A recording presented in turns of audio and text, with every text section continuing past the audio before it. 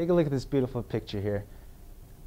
This river runs through Albuquerque, it runs through all of the state of New Mexico, and is a precious resource. I think the Rio Grande creates New Mexico's enchantment, and it also offers some of the history along with cultivation of farms along the Rio Grande, and of course the ecological diversity which exists along the side of the river. So my plan here is to conserve this precious resource that we have. Many farms are depleting river water for their crops through impractical irrigation techniques.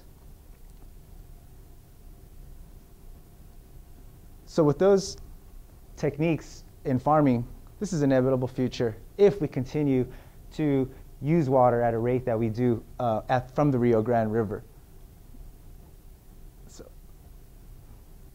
do this one here. Okay, so alfalfa is the target problem. Uses a lot of water. It's very consumptive in terms of evaporation, transpiration rate. These are the type of irrigation techniques that are popularized in agriculture right now. It just deals with a furrow and seeds planted along the middle. And it is not efficient in getting water to the roots and providing an applicable crop. So what I would like to do is utilize low water use plants that help conserve the Rio Grande and turn them into usable biodegradable fuel. Now these types of plants such as soybean, rapeseed, and sorghum are valuable producers of biodiesel or biofuels in general. Now soybean and rapeseed can also be used to feed livestock. It can be used as fodder to feed these animals, so there won't be no loss of regular farming practices. But we can help the main goal, which is to use less water. So compared to the amount of water, the blue part is the blue water footprint that the plant uses, and then the green part is how much biodiesel it produces. So soybean and rapeseed actually have three applicable uses. So one for fodder and then one for biodiesel. Whereas alfalfa is mainly just used as one type of source of nutrient for animals. So the biodiesel brings me to my next point. To keep these farmers planting or keeping the industry that they have going is to create an alternative market of biodiesels. There is only one competition here in New Mexico, and it's the Rio Valley Biodiesel Company, and it just barely started. So we have a niche to also fill in the biodiesel regimen. The company is called Artigo, based after the artichoke, which will also be planted along with rapeseed and the sorghum, the diversity of the plants. This company will also improve farming standards by creating alternative crops and alternative products. So that's it, I think. Yeah. Okay.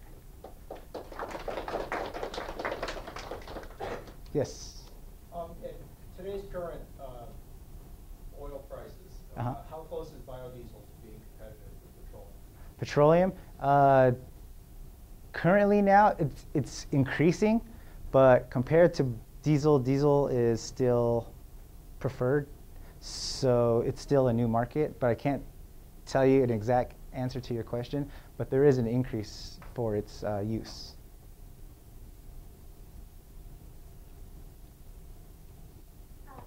Would you be able to switch to biodiesel on your diesel truck now? Currently, the way the biodiesel is currently made, it said it was the current requirements to produce biodiesel should be capable of being used in any gasoline fuel car. But I don't know how accurate that statement was from that website, so still kind of iffy on that. I wouldn't say it's 100% usable in a regular gasoline vehicle car. every gallon of, say, diesel running the tractors and processing and stuff like that that you put in, how many gallons of biofuel do you get back? For the so using the tractor to, I think it would be better if. I guess total, what's the energy you put in versus what you get out? So I do not know that answer, but I think what would be good if a farmer produced biodiesel and used it to run his tractor and also sell access, I think it would be pretty profitable. Yes. I know that a lot of the first generation crops have seen a lot of problems, especially say corn, because it competes with the food market. And any crop that is either competing for land usage or for direct food competition, in this case, you'd still be competing with the beef markets and stuff like that. It seems like a lot of the research and a lot of things are going away from that to either second generation, say like switchgrass or something like that, which you can grow somewhere other than where crops are being produced, or even third generation, which would be, say, like microorganisms producing direct fuels. Okay. So what would be the incentive for me as a farmer to switch over to something that is, one, could potentially cause problems by competing with food, and two, investing into something that is going to be, that could potentially end up not working out because it gets replaced by, say, second or third generation biofuel. Okay, so what was your initial question? That was a lot that I didn't catch the question in there. Why would I? Why would you switch to alternative crop? When it looks like second and third generation may end up surpassing? I was attacking the plant crops, so I wouldn't have. In my paper, I'm trying to get to that point, and I haven't got it yet, so I don't know the research behind it. So you got me. The best way is if you could make more money doing something else, if you switch. If you switch, yes. I guess the whole plan is increase profits.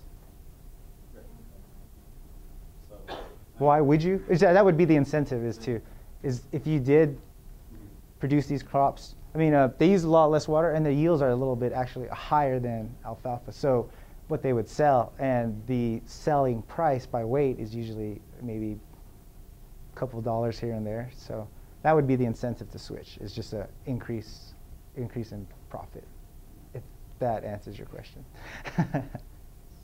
Sort of. It sounds like nobody eats alfalfa, so it wouldn't raise well, the it's still prices. competing with your beef crop, and your beef crop will skyrocket. Right.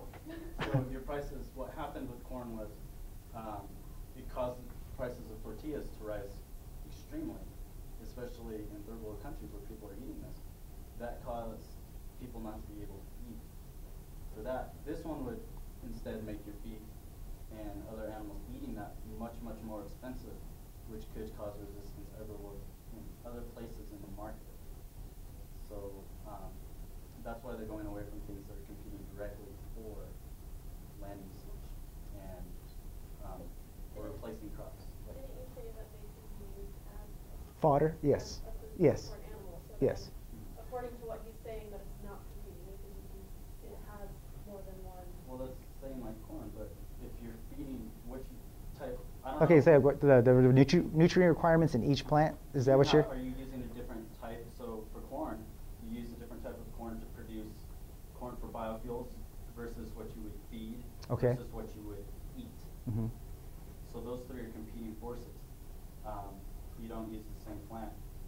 I mean, you use corn, but the different varieties specifically For certain products. Right, for certain products in certain markets. So you have to pull one in order to plant another one.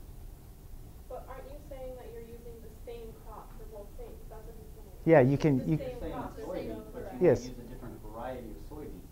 Are you using the same variety?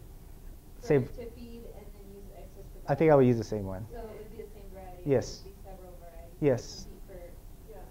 Because yes, there'd be varieties, couple of varieties, like the rapeseed, like growing near each other or around each other, because nutrition requirements of those types of low water plants are not the same as alfalfa. So I think a mixture of low water use crops would generally meet those requirements, the nutritional value of alfalfa if it was mixed.